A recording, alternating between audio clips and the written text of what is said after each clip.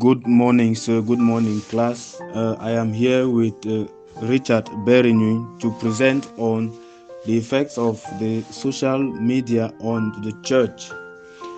To begin with, we realize that it is thanks to the advancement in communication that the world is now becoming a global village, and the country and continental distances have greatly been reduced, and they are no longer a major issue today. And the social media can rightly be referred to as all communication platforms that have in recent years boosted or facilitated communication around the globe. As someone gives a good definition to it, that social media is used to describe the variety of web-based platform applications and technologies to enable people to socially interact with each other online. And the church, on its part, basically can be described as a group of Christian believers or a particular denomination. And however, we'll be using the word church here in the generic sense of it, which means we'll be using the church to refer to all the entire body of believers worldwide.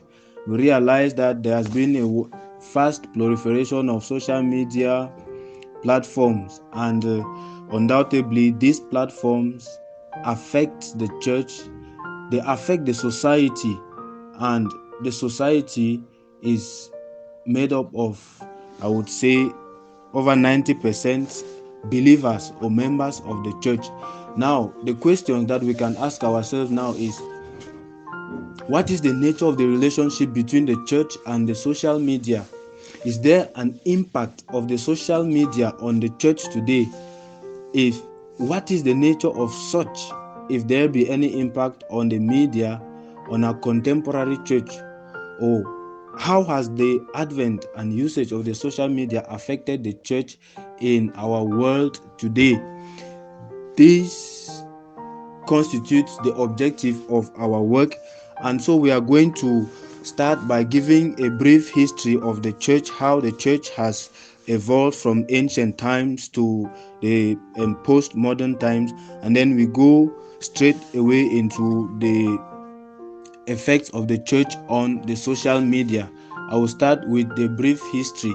We realize that the church had long existed with very little tools of communication in ancient times, and these very little tools were making allusions to writings, carvings, paintings, sculptures, and others. During the time of Jesus, evangelization was done by word of mouth, basically by gathering people around and talking to them and preaching to them. Later on, during the time of St. Paul, letters were written to people and word was spread, and that is how communication was done in the ancient times. Later on, with technological advancements and modernity that saw the light of day, we started talking of radio and televisions. We started talking of the rise of science and the internet, which undoubtedly facilitated communications at various levels in human organizations, and therefore the church as well. After that, we move to the postmodern era, where we discover a lot of platforms, internet platforms that have come up that are fast changing the nature of our behavior, that are fast changing the way society is looking at things today. By this, we are making allusions to platforms like Skype, TikTok, Yahoo, Vimeo, Reddit, and many others. And these platforms have reduced or changed the mode of communication that existed from the one to many type of communication now to the many to many type of communication. And this interrelationship between the church and the social media cannot go without borrowing or lending to each other. And it is therefore in this context that we seek to examine this relationship, basically at the level of the media's impact on the church.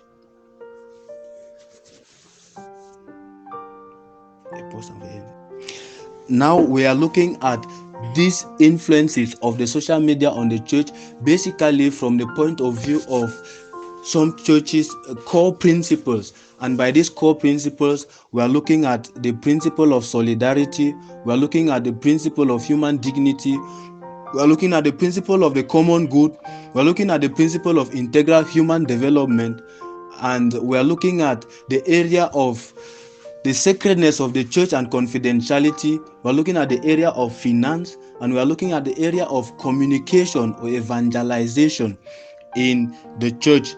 We begin now with the area of communication and evangelization. Nowadays, the church uses social media tools for communication with its existing members. It has been an event for the people in the church to connect with their members, those who may not have known them, to connect with new faces and to relate with new people around the globe. And the church, in its own way, makes provisions for sermons and reflections to be shared over the social media platforms. And these social media platforms, as they share this information, they help to evangelize, they help to educate the people of God. And by so doing, the church is teaching, sending forth its own teaching. And we realize that churches, even in our local churches today, we have radio and TV stations like Radio Evangelium, we have the Divine Mercy Radio Television of Boya, that help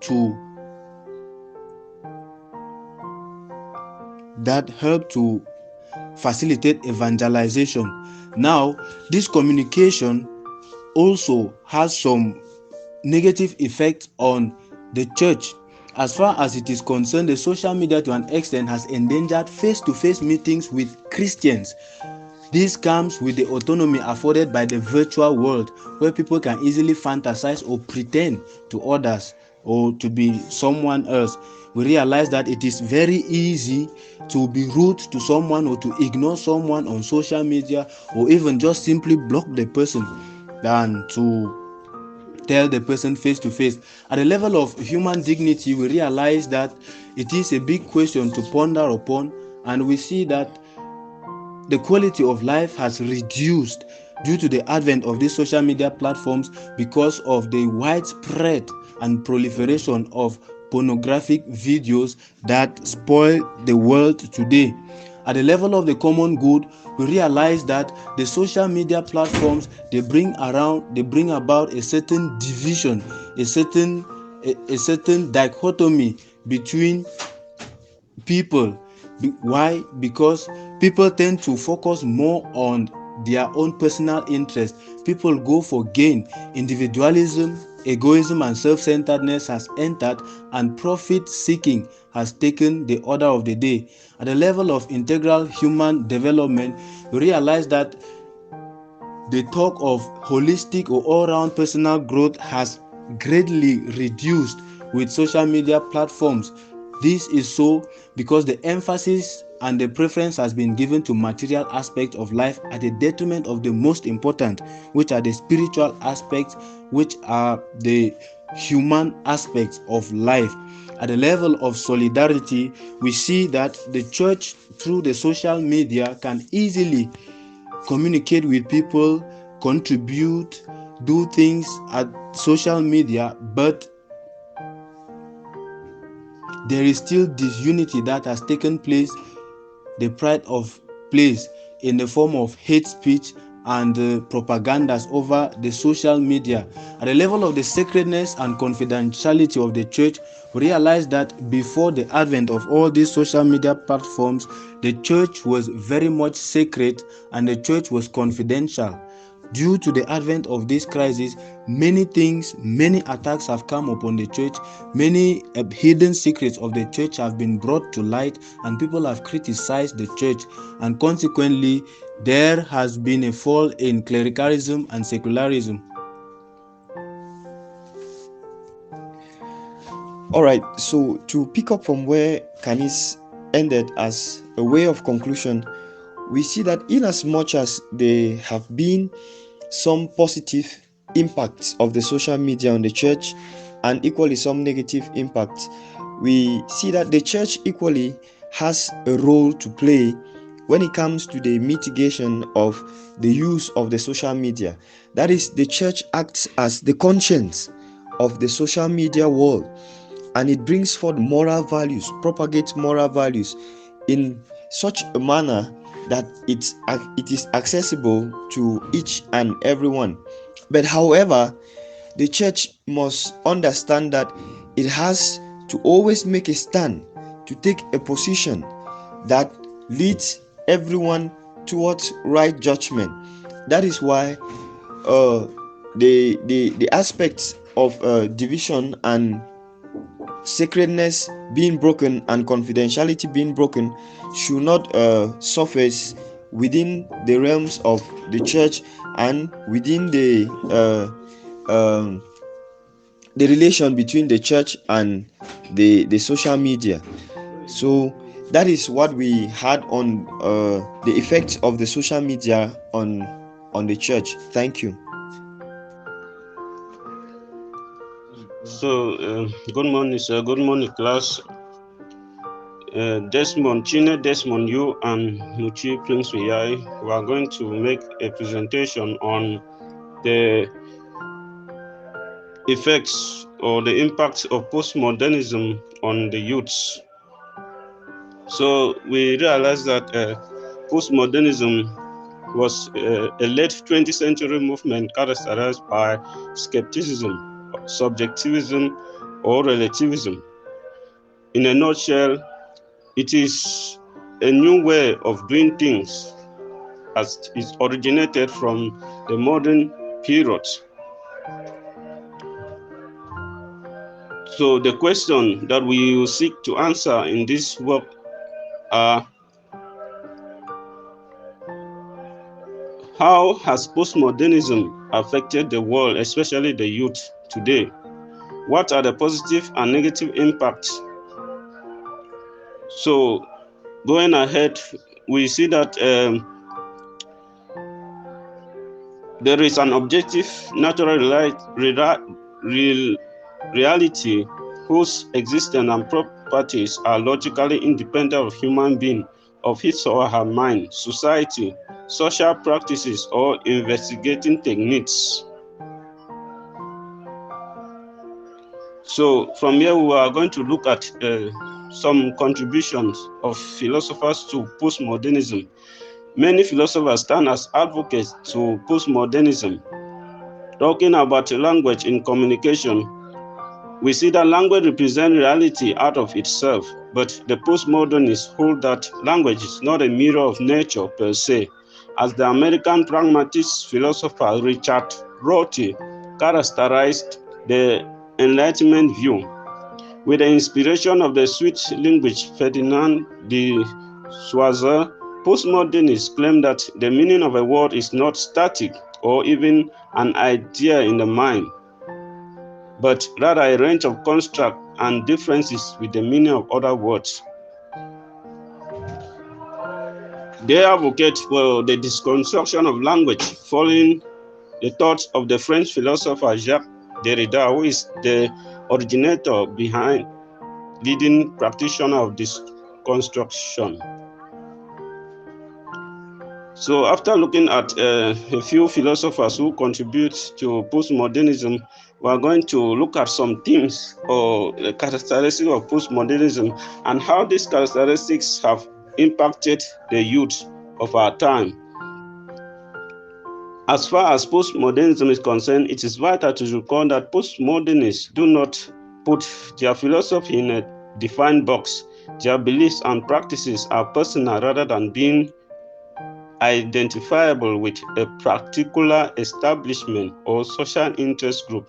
Some of the basic themes that will be examined here include truth, deconstruction, historicism, self-conceptualization, queer theory, freedom and joy, youth subculture, and the media. Talking about the concept of truth, we see that truth in the postmodern era is not something that is static. As George Orwell, in his novel published in 1984 about the danger of totalitarian government depicts as a society dominated by a government which attempts to control the very thought of its people. One of the agencies of this novel, the Ministry of Truth, publishes what is called truth, although the majority of the information that comes out from the ministry is actually falsified history. So any notion of objective vitality disappears. Truth is a social construct, plural and inaccessible to universal reason. So looking at this concept of truth, we see that truth in our contemporary society is not a concept that is static, as postmodernists bring it out, that truth depends on what we are talking about. So we should not take truth to be a universal accepted concept. So second theme here is the concept of deconstruction. Deconstruction had perhaps the greatest influence on postmodern theories, youth, and social thought in general. According to the deconstructionist viewpoint, binaries must be criticized and often overthrown. A binary is a relationship between two parts where one of the parts is typically dominant or authority over the other. For instance, employer and employee, teacher and student, husband and wife, parents and children, and so on. For them, an authority relationship implies that the person who is higher in status oppresses the other in some way. So, in this topic, we see that the postmodernists, they reject the idea of binaries. That is, they advocate that we should deconstruct concepts. For example, they don't want, or they don't believe that there should be an authority, so everybody should be the same. And we see that this is very applicable in our world, where the youth, even in our houses, youth now, they don't want to respect their parents or the people who are in authority, because they see everybody equal. So this has really impacted the youth negatively. So the third point that we're going to look is self-conceptualization and rationalization. For postmodernists, traditional logic and objectivity are despised. They prefer to rely on opinions rather than embrace universally accepted facts. So we see that postmodernists, they believe in self-conceptualization, where each person is able to bring up his own ideas as well as these ideas are workable. So the fourth point that we are going to look is the gender theory. We see that in the postmodern area, gender theory is a very serious matter, as it deals with identity and has challenged biblical definitions of masculinity and femininity. We see that in a postmodern area, there are men or young men who get up and decide that they don't want to be men again, and they go for to change their gender to be women, and women are also doing the same. We see that this has been causing a lot of havoc in the society. So the concept of freedom too is very visible in a postmodern area. We see that youth of nowadays, they advocate for freedom. They want to be free from their parents, from the authority, to be able to do things and carry out adventure, to go anywhere that they want, which has really influenced them. And we are all witnessing this negative impact of postmodernism.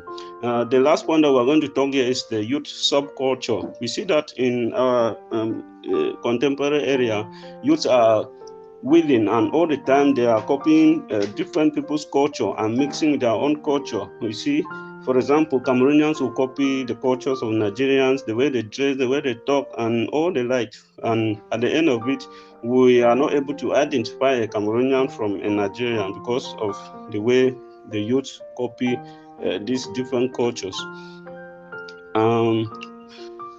So above this, we are going to look at how this postmodernism has greatly influence the youth, especially in school and in churches, and also as far as health is concerned. Talking about health, we see that as a result of postmodernism, where everything is changing, we see that there are a lot of diseases, and we are going to see that these diseases come as a result of this new beginning. So my brother will continue with the other part. So I'm going to be talking about the impact of postmodernism on the youth of today and the society at large. So we looking at the reality of the society. I'm going to base my presentation on this part on the about the realities, the impact, about positive impacts of the postmodernism on the society.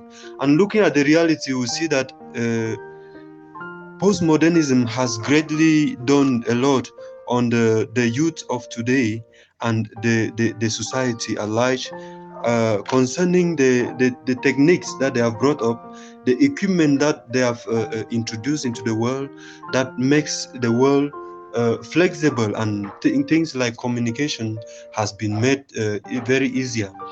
Things like the manufacture of things, goods, and the accessible routes that are leading to different areas of the world are made easy.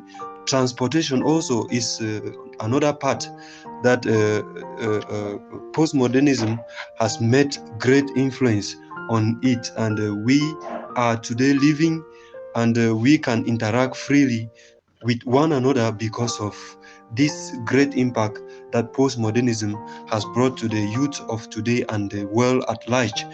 To conclude, we are going to be talking about seeing that postmodernism, as we have seen above, has not all been bad, but there are more harm that they have done to the society than the good.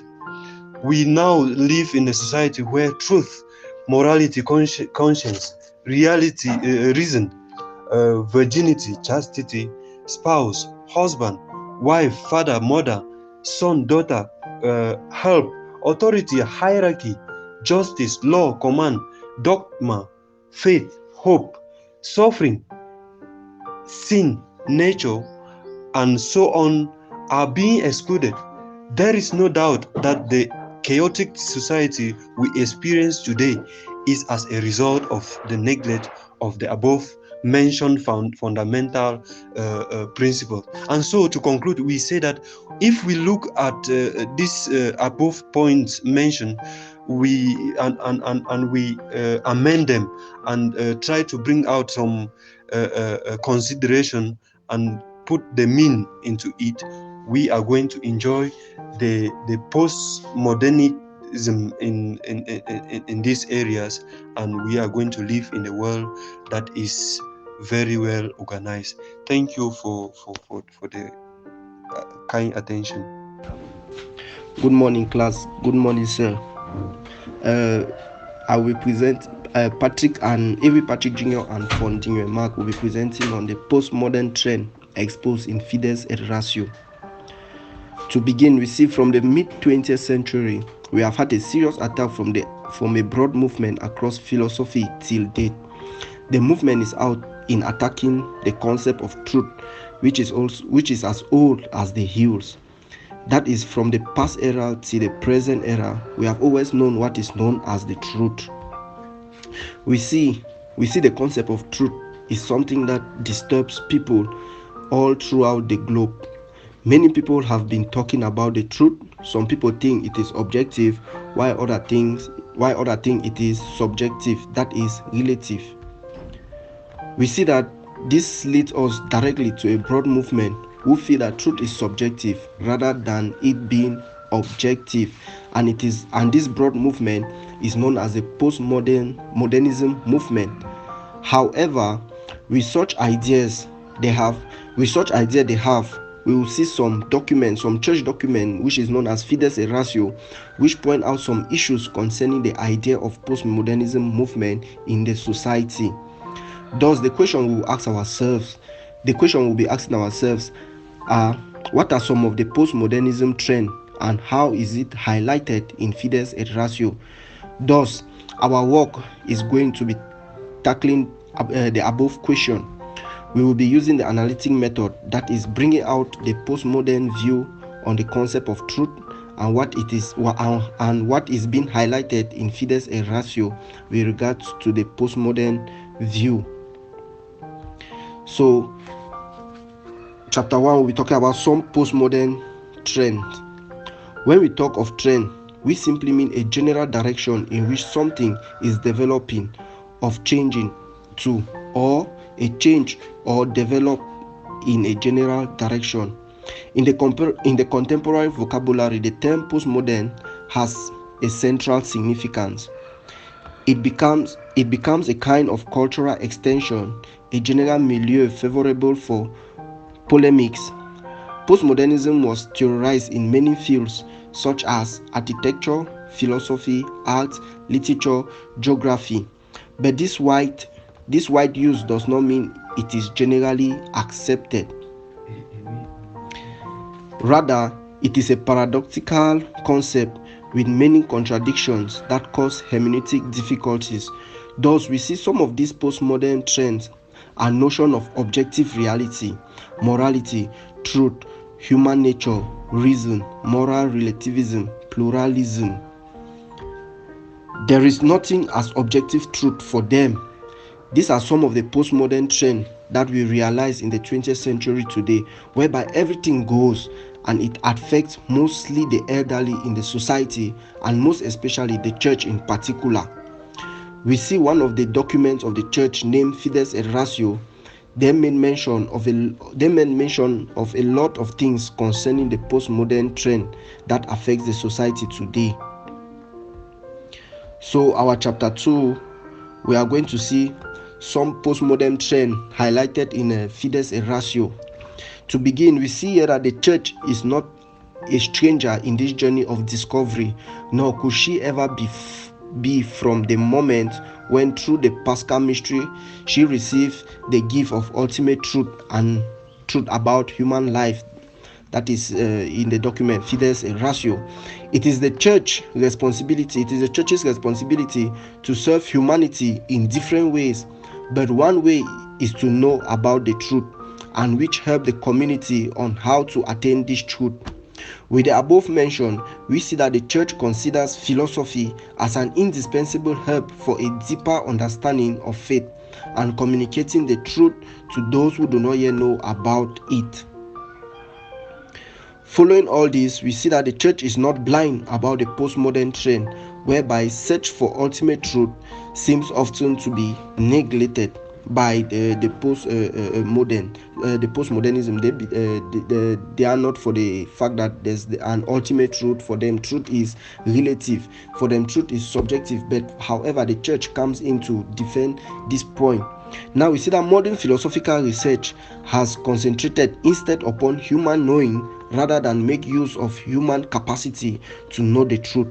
Modern philosophy has preferred to accentuate the ways in which the capacity is limited and conditioned, and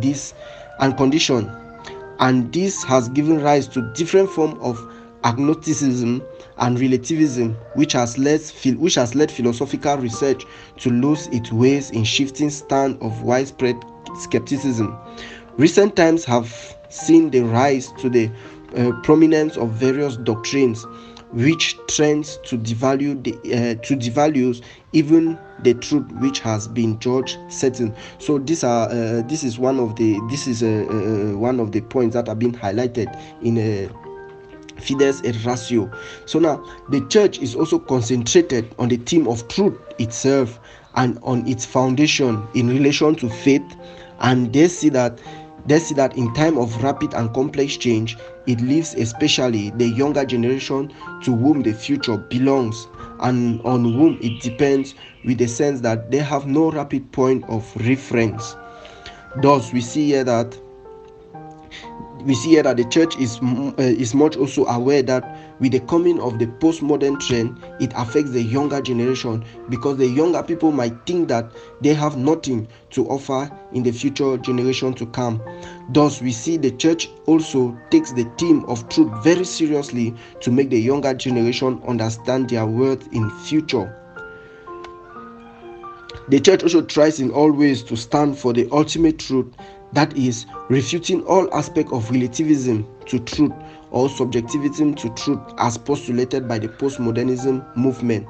Not only the church is for this, as seen from the above, the church gives philosophy the responsibility in order to show the way of truth to the present world. That is why we see some philosophers like William Wallace telling us that truth means in general some kind of agreement between the thoughts and its object, between the knowledge and what is known. It is somehow applied to the things, and the thing is said to be true in the sense of ontological truth. But we see the postmodern trend, they refuse this. They are refusing this point of truth. They think that truth is only subjective. What is true for me remains true for me. But now the church defends it and also giving philosophy a hand by saying, and we also see a philosopher like William Wallace trying to say that what is in your mind should also correspond to the object which you see, which you are seeing present to you. So now that will not take us to the conclusion, which will be presented by Brother Mark. To conclude, we see that postmodernism is an attack on the church, and John Paul II identifies it as a blind spot. He says that philosophy has taken a modern culture, whereas philosophy was once functioned as an integrating form of thinking that had as its main concern the articulation of an inclusive meaning of human existence. It has gradually been reduced to one that to one of the many fields of human knowing. Now, he also talks about philosophy, faith that seeks understanding, and in the postmodern era, they're instead taking reason before trying to judge to go to faith. But he says that we have to go to the first causes of things, and that the postmodern era is running away from the metaphysics, going to the ontological truth.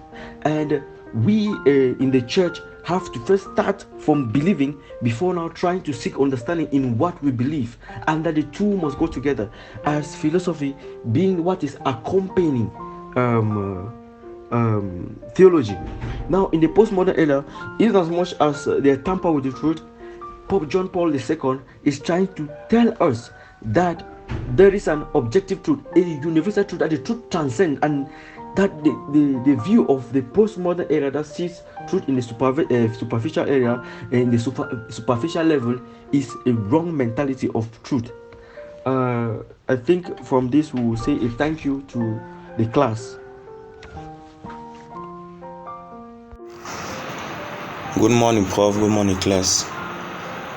We are going to present on a topic: what is the relationship between Christianity and morality?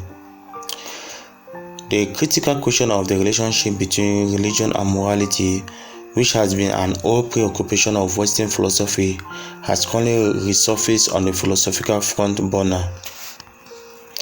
This question has elicited a variety of opinions different from the traditional held opinions, since from the Greek philosophy, Judaism, Christianity, and other religious confessions that religion and morality are closely interwoven and thus inseparable.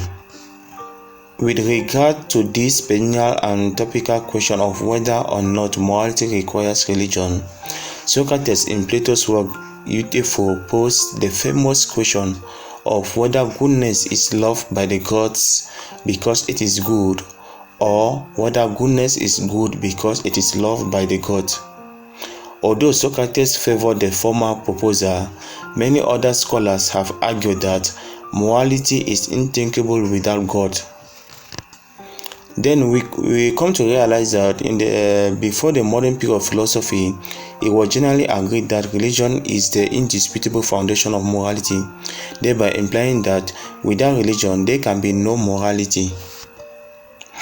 But during the modern and contemporary period, scholars have argued with the fact that religious doctrine and practices have failed the test of morality. Hence, they are of the view that morality is independent from religion, since religion cannot support morality in any way. Looking at their definitions, St. Thomas Aquinas proposed three Latin words for religion, that is, religio, religere, and religare.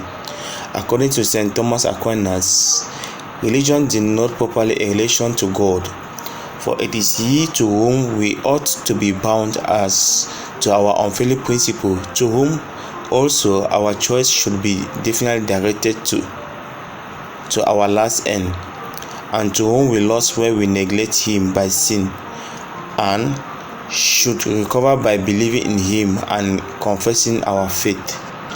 This therefore means that religion consists of a system of belief and practices that admit a binding relation to a supernatural being or beings. On the other hand, the word morality is derived from the Latin word mos or mores and the plural mores, which means custom or habit. Morality is therefore refers to the actual human conduct view with regard to right and wrong, good and evil. Bringing the two terms religion and morality together, it shows that there is no correlation between them. But as to the question whether they influence each other is undisputed. According to Greek, morality and religion, however, intertwined, and they are conceptually distinct phenomena. Now, looking at the relationship that exists between religion and morality, comes to realize that, firstly, unlike religion, which essentially preoccupies itself with man's relationship with the supreme being or superior deities, ethics deals with man's relationship with his fellow human beings, whether inferior or superior. Thus, the subject matter for ethics is human conduct, which these are actions which a man performs consciously and willfully, and for which he can be held responsible for. Secondly, in examining human conduct, ethics is more concerned with the rightness or wrongness of behaviors. That is to say, whether such behaviors or actions ought to be performed or ought not to be performed. These actions that man ought to perform are considered right or good actions, while those that he ought not to perform are considered wrong or bad actions. While on the other hand, religion is an organized system of belief in a supreme being or beings, as well as a well-articulated mode of relating with him, both in worship and in promoting his value. Also, religion is more concerned with beliefs even without any rational explanation or proofs. Such beliefs include belief in God, deities, heavens, hell, angels, just to mention of few. All religions believe in the existence of some spiritual and supernatural forces capable of influencing human situation or an environment. Furthermore, the sacred place of worship and object exists among many religions. Different religions have different places of worship as well as sacred objects like temple, church, mosque, shrine, idols. Whereas ethics is principally preoccupied with value judgment rather than the worship of a supreme being or beings. In considering the concerns, preoccupation, and constituent elements of religion and morality, as well as their etymological foundation, they appear to be two parallel lines with little or no connection. Yet it is generally believed that a religious person is most likely to be a morally sound person. Where's the root of this assumption? But before accepting or rejecting this assumption, we ought to consider some conflicting views on the relationship between religion and morality. According to Westminster Dictionary of Christian Ethics, for many religious people, morality and religion are the same or inseparable. For them, either morality is part of religion or their religion is their morality. Although for others, especially for non-religious people, morality and religion are distinct and separable. Religion may be immoral or non-moral, and morality may or should be non-religious. Therefore, there are variety of opinions on this matter may be classified into three major positions. First, the position that religion is harmful to morality. This assertion that religion is harmful to morality is on the argument that many religious teachings and practices are essentially out of accord with sound ethical thought and practice, and that some features of certain religions are inimical to morality. This school of thought argues that some religious doctrine contradicts sound ethical principles. The second position holds that religion has little to do with morality. Those who hold the view that religion is morally indifferent argue that religion has very little substance and on its own account has played inconsequent role in history. This opinion denies that religion is synonymous with morality and frowns at the view that morality depends on religion. This school of thought views morality as an active process which requires critical thinking, consideration that enables one to do what is the best reason for doing what interests the others, whereas religion, which is based on faith, requires its followers to strictly adhere to religious codes, dogmatic rules and practices without questioning them. Then the third position, that religion and morality are complementary. This appears to be the most widely accepted view in the discussion of the relationship between religion and morality. It is an undeniable truth that all religions have well-structured values frameworks, and these frameworks guide the socio-ethical behaviors of its people. This is because the frameworks outline what is right and what is wrong, are contained in oral traditions and holy books, and are interpreted and taught by religious leaders. This school of thought strongly holds that, first, that religion is nothing but ethics, and that ethics is part and parcel of religion. Secondly, they insist that religion provides the foundation of ethics, which depends wholly on religion. It is argued that what is morally right is simply what God has commanded. Hence, nothing can be justified apart from what God has ordained, and religion is the vehicle that promotes moral values and practices. Thus, without its help, it will be difficult to carry out the demands of morality. Thirdly, a more balanced position in this complementarily viewed holds that religion and morality assist each other in promoting their values, and both are